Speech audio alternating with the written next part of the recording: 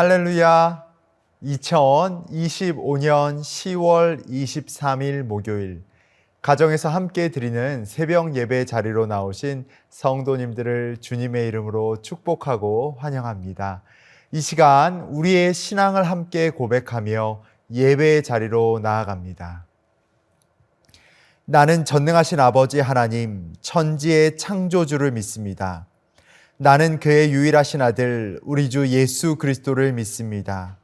그는 성령으로 잉태되어 동정녀 마리아에게서 나시고 본디오 빌라도에게 고난을 받아 십자가에 못 박혀 죽으시고 장사된 지 사흘 만에 죽은 자 가운데에서 다시 살아나셨으며 하늘에 오르시어 전능하신 하나님 우편에 앉아 계시다가 거기로부터 살아있는 자와 죽은 자를 심판하러 오십니다. 나는 성령을 믿으며 거룩한 공교회와 성도의 교제와 죄를 용서받는 것과 몸의 부활과 영생을 믿습니다. 아멘. 기도하겠습니다. 살아 역사하여 주시사 오늘도 우리와 함께 하시는 하나님, 이 시간 우리의 마음의 문을 열고 주님께서 우리에게 말씀하시는 그 음성을 듣고 우리가 순종하며 주의 뜻을 따르기로 마음을 주님 앞에 올려드립니다. 이 시간 주님께서 함께 하여 주시옵고 또한 우리와 동행하시는 하나님의 은혜를 경험하며 감사함으로 나아가는 시간이 될 수 있도록 인도하여 주시옵소서. 예수 그리스도의 이름으로 기도합니다. 아멘.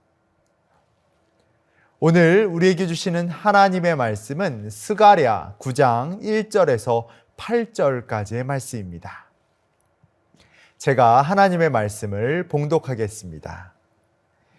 여호와의 말씀이 하드락 땅에 내리며 다메섹에 머물리니 사람들과 이스라엘 모든 지파의 눈이 여호와를 우러러 봄이니라.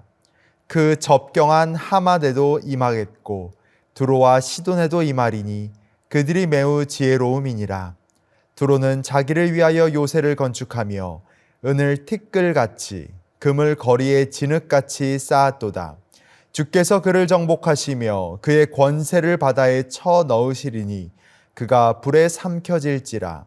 아스글론이 보고 무서워하며 가사도 심히 아파할 것이며 에글론은 그 소망이 수치가 되므로 역시 그러하리라. 가사에는 임금이 끊어질 것이며 아스글론에는 주민이 없을 것이며 아스돗에는 잡족이 거주하리라. 내가 블레셋 사람의 교만을 끊고 그의 입에서 그의 피를 그의 입 사이에서 그 가증한 것을 제거하리니 그들도 남아서 우리 하나님께로 돌아와서 유다의 한 지도자 같이 되겠고 에글론은 여부스 사람 같이 되리라. 내가 내 집을 둘러 진을 쳐서 적군을 막아 거기 왕래하지 못하게 할 것이라. 포악한 자가 다시는 그 지경으로 지나가지 못하리니 이는 내가 눈으로 치니 봄이니라. 아멘. 이것은 하나님의 말씀입니다.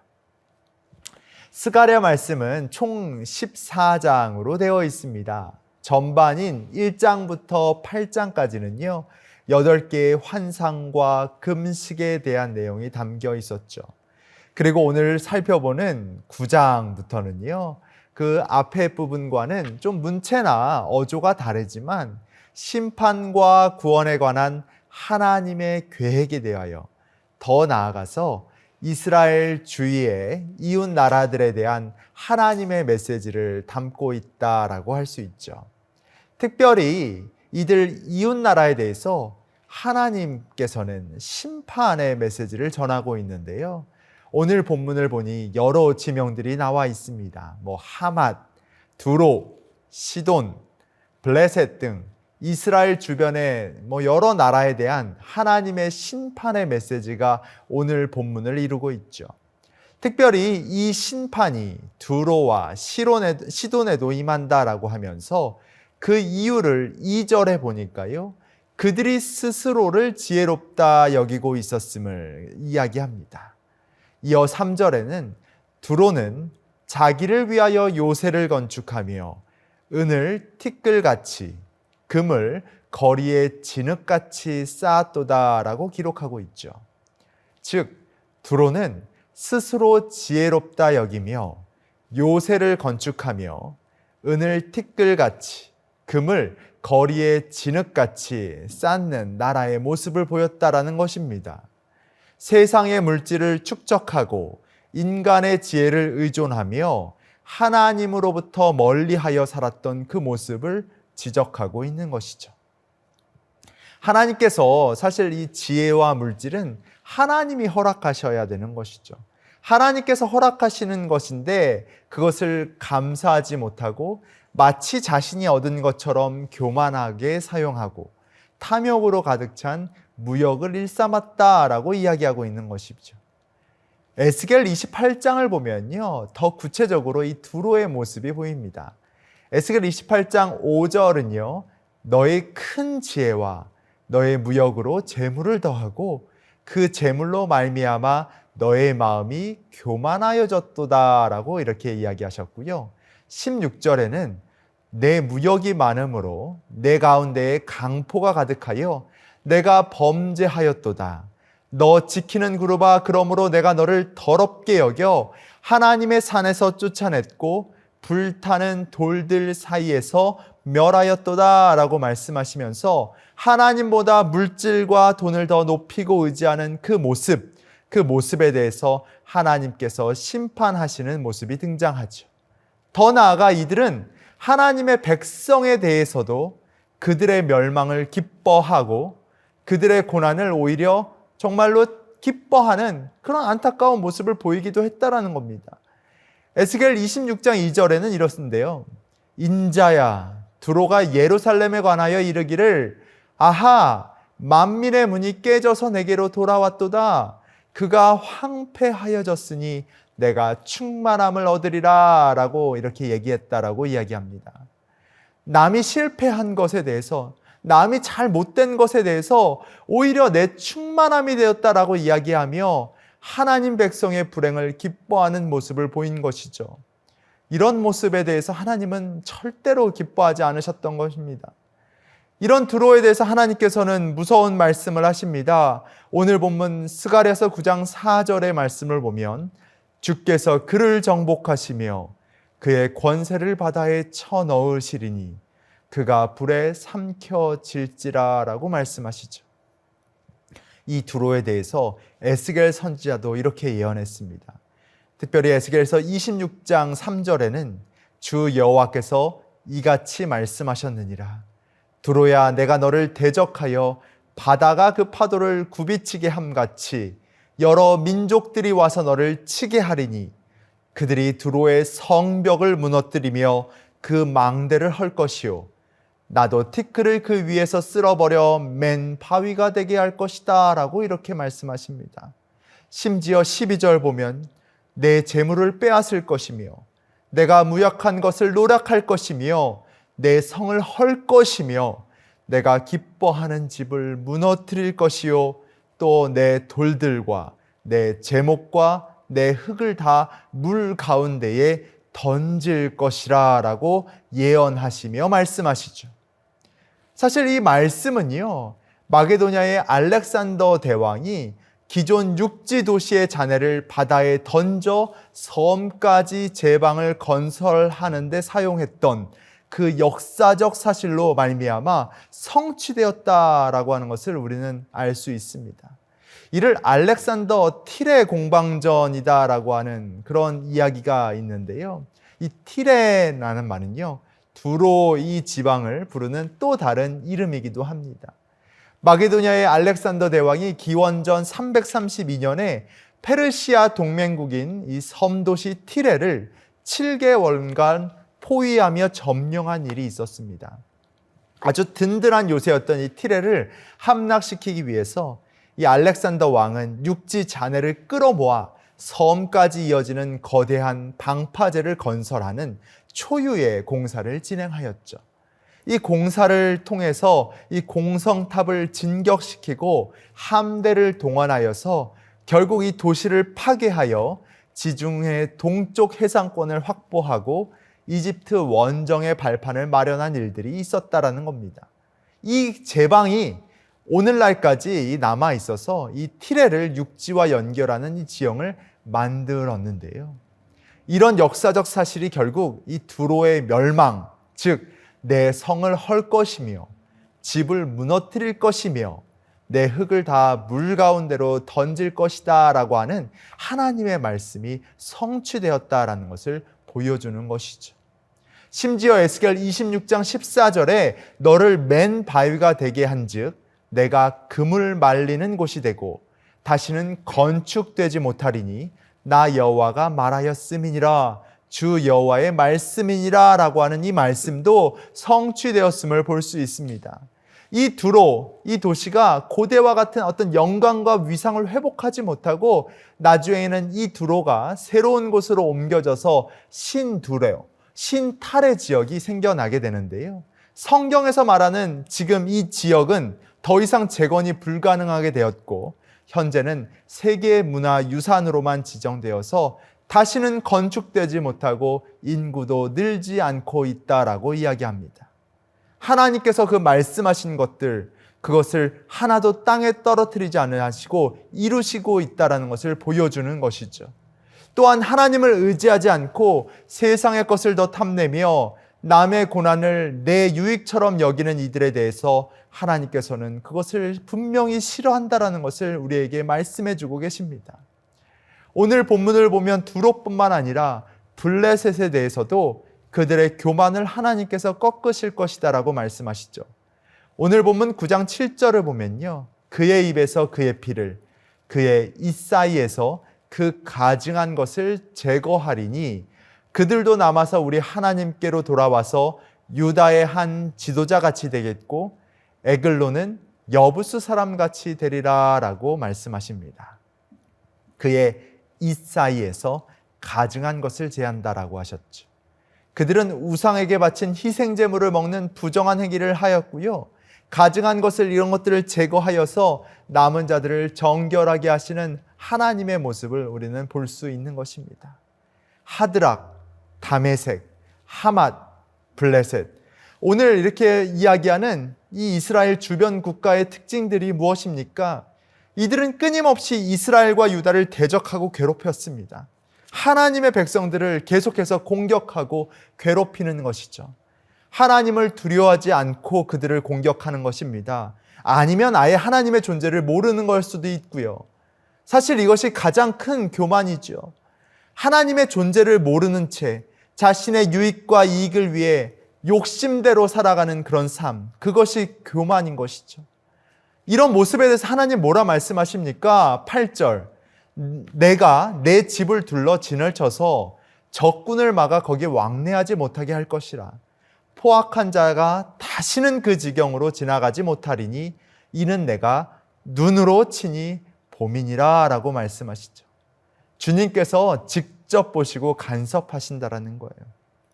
하나님이 안 계신 것처럼 여기면서 행동하는 그들을 향해서 하나님께서 직접 눈으로 그들을 살피시고 하나님의 자녀들을 보호하시며 붙드시고 지키신다라고 말씀하시는 것이죠.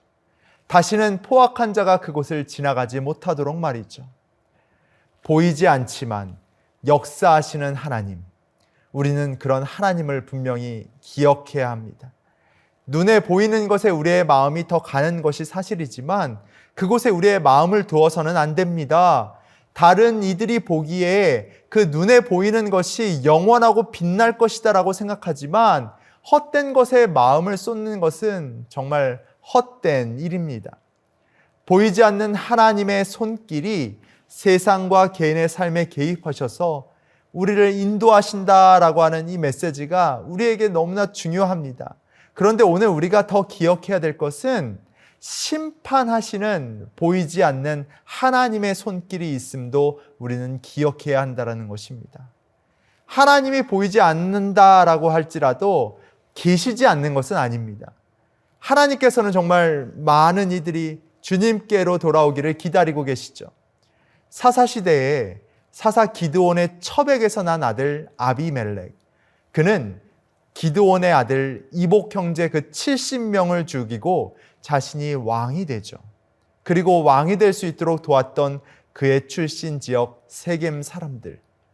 결국 이 아비멜렉이 3년간 이스라엘을 다스리지만 이 아비멜렉이 형제들을 죽인 죄와 세겜 사람들이 이를 도운 이 악행에 대해서 하나님께서는 심판하시는 모습이 등장합니다. 사사기 9장 22절부터의 말씀인데요. 아비멜렉이 이스라엘을 다스린 지 3년에 하나님이 아비멜렉과 세겜 사람들 사이에 악한 영을 보내심에 세겜 사람들이 아비멜렉을 배반하였으니 라고 있죠. 여기서 하나님께서는 악한 영을 보내어 아비멜렉과 세겜 사람이 서로 망하게 하는 모습이 성경에 그려집니다. 에벳의 아들 가알이 등장하여서 이 세겜 사람들을 회유하여 이제는 이 아비멜렉과 세겜 사람들, 그전까지는 서로를 위해서 서로의 왕으로 세워졌던 그 역할을 했던 이들이 등을 지게 만들죠. 얼마 전까지는 이 아비멜렉을 세웠던 이 세겜 사람들이 이제는 아비멜렉을 배신하고 가알을 따라가는 모습이 등장합니다. 이들의 결국은 어떻게 되겠습니까? 우리는 기억해야 하죠. 우리는 심판하시는 보이지 않는 하나님의 손길이 있음을 기억하며 기억할 뿐만 아니라 우리가 항상 우리 마음판에 새겨야 합니다. 믿음을 그 길을 걷는 자는 이것이 두려움이 아니라 우리에게는 소망이 되는 것입니다. 하나님이 함께 하시기에 우리는 그 소망이 있기에 지금 이 보이지 않는 막막한 상황 속에서도 하나님의 인도하심을 따라 신뢰하며 그 길을 걸어갈 수 있는 것이죠. Who you are when no one's looking. 아무도 보는 이 없을 때 바로 여러분은 누구인가? 라고 하는 이 질문. 바로 빌 하이벨스 목사님의 책 이름이기도 한데요. 이 책에서 그리스도인들이 가져야 할 덕목에 대해서 하나하나 이야기해 줍니다. 주님께서 내 삶을 아시면 모든 것을 다 하시겠지라고 하는 그런 안일함의 삶이 우리가 살아갈 방법이 아니라 하나님의 손길을 믿는 자라면 하나님이 내미시는 그 손을 붙잡고 하나님의 심판을 기억함과 동시에 하나님의 사랑으로 이 세상을 담대하게 살아가라. 그것이 아주 중요하다라는 것을 설명하는 책입니다. 두려움을 극복하는 용기를 갖고 포기하고 싶은 그 순간에도 인내를 가지며 친밀한 관계 속에서 진리를 지키고 끊임없는 희생적 사랑으로 상대방을 사랑하며 현상 너머에 있는 것을 바라보는 비전으로 오늘을 살아갈 하나님의 사람이 되는 것, 그것이 매우 중요하다라는 것을 이야기해 주는 것이죠. 우리는 항상 마음에 새겨야 합니다. 아무도 보는 이 없을 때 나는 어떠한 삶을 사는가? 그 말 속에는 하나님께서 나를 지켜보고 계시고 나를 붙들고 계시다라고 하는 그 생각들을 반드시 가지며 내 일상생활 속에서 하나님이 보시면 하나님의 그 뜻대로 하나님의 자녀답게 그 명예를 지켜나가며 온전히 살아가는 그리스도인으로 사는 것이 바로 오늘 우리가 살아가야 할 방법이다라고 하는 것을 반드시 기억하시기 바랍니다. 깊어진 삶을 주께라는 찬양이 있습니다. 요즘 그 가사를 제가 묵상하면서 이런 모습으로 하나님의 자녀로 하나님의 명예를 지켜가며 살아가면 참 좋겠다라고 생각을 했는데요. 한번 이 가사를 묵상하며 오늘 하나님의 말씀을 마치도록 하겠습니다. 은혜로 날 보듬으시고 사랑으로 품어주셔도 내 마음 한 자락도 지키지 못하는 이 내 모습이 부끄럽습니다. 따스한 곁을 내어주신 주님 앞에 나아갑니다. 표현 못할 긍휼로 나를 붙드시는 주 이름만 바라봅니다. 매일 마주한 슬픔을 견뎌나가며 주 예수의 마음을 닮아갑니다. 두려운 걸음마다 주님이 동행하시니 주 의지하며 오늘을 걷습니다. 주의 신실한 소망을 깊이 담으며 주 예수의 풍요를 채워갑니다. 하나님의 자녀로 명예 지켜가며 깊어진 삶을 주님 앞에 드립니다. 기도하겠습니다. 하나님, 오늘 우리가 살아갈 때 하나님께서 나를 지켜보시고 아무도 보는 이 없는 그 순간에도 하나님께서 나와 함께 하심을 두려움으로 또 감사함으로 또 그것이 나에게 주어진 하나님을 바라보는 그 자세로 우리가 믿음으로 고백하며 오늘 하루를 보내고자 합니다.